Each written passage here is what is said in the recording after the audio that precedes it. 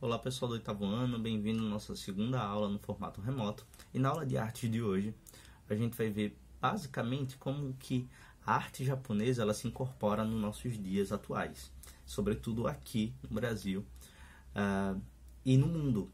Então, se a gente observar lá na página 16 do livro de vocês, abram aí no livro 16, na página 16 do livro de artes, a gente vai observar que tem uma escultura que, embora seja um monumento típico do Japão, a gente consegue basicamente entender um pouco do que se trata. E por que a gente consegue, se a gente nunca foi no Japão? Primeiro porque esse monumento, ele retrata basicamente algo que já é comum fora do Japão, que é, por exemplo, o lamen, o macarrão típico japonês.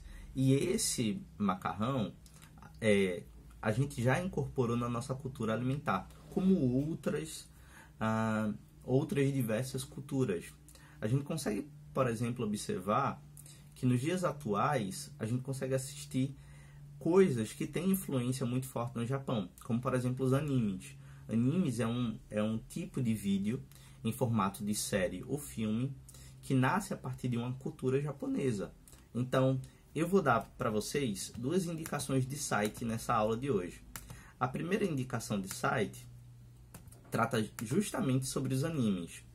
Então, o nome do site é Fala Universidades e ele fala basicamente sobre o que é o anime e um pouco sobre alguns dos principais animes que a gente tem aqui disponível por internet, site, porque a gente sabe que nem todos têm dublagem para o Brasil.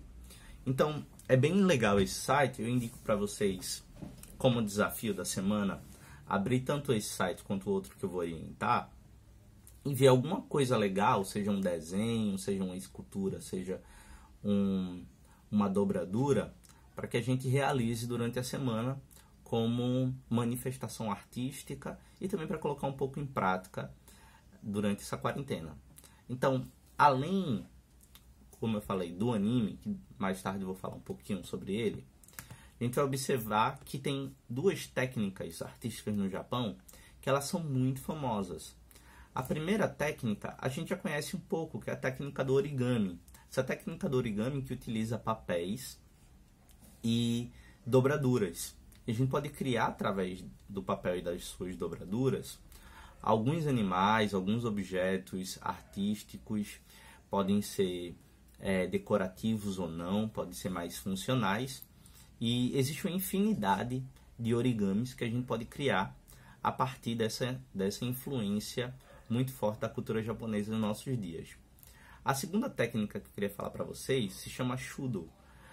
Basicamente, essa técnica fala sobre a grafia japonesa, aquelas letras todas desenhadas que eu acho que muitos de vocês já devam ter visto em algum lugar, uma vez que ela é muito comum, seja em filme, em seriado, ou até mesmo no dia a dia. Já encontrei em adesivos de carro, tatuagem que alguém já fez.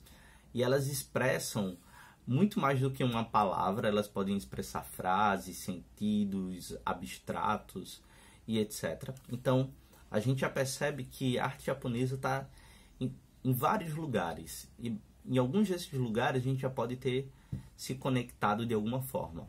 Além dessas que eu mencionei, existe uma outra técnica que o livro traz com muita clareza. Então, se a gente pegar o livro de artes, basicamente, nas nossas páginas 20, 21, 22 até a página 23, a gente vai observar em que existe também a arte marcial como influência artística e de defesa, obviamente, no mundo ocidental. Então, se a gente observar aqui no Brasil, existem várias escolas de artes marciais e são bem legais porque elas não trazem somente a ideia da arte, mas trazem também a ideia da cultura japonesa. Então, o segundo site que eu vou indicar para vocês se chama Coisas do Japão, coisasdojapão.com, e lá vocês vão encontrar uma abazinha que se chama 6 tipos de técnicas artísticas que nasceram no Japão. E eu acho muito legal esse site. Tem várias coisas sobre o Japão que a gente pode se aprofundar. Basicamente, a aula de hoje, a gente viu que existem algumas formas em que a gente se conecta com a arte japonesa, e eu queria que vocês escolhessem uma como desafio, explorando esses sites e o próprio livro de vocês, escolhessem uma e realizassem alguma produção durante a semana. Além disso, eu vou deixar a página 28 do livro didático como atividade teórica, tá bem? No mais é isso, a gente se encontra na próxima aula. Abraço a todos e se cuidem.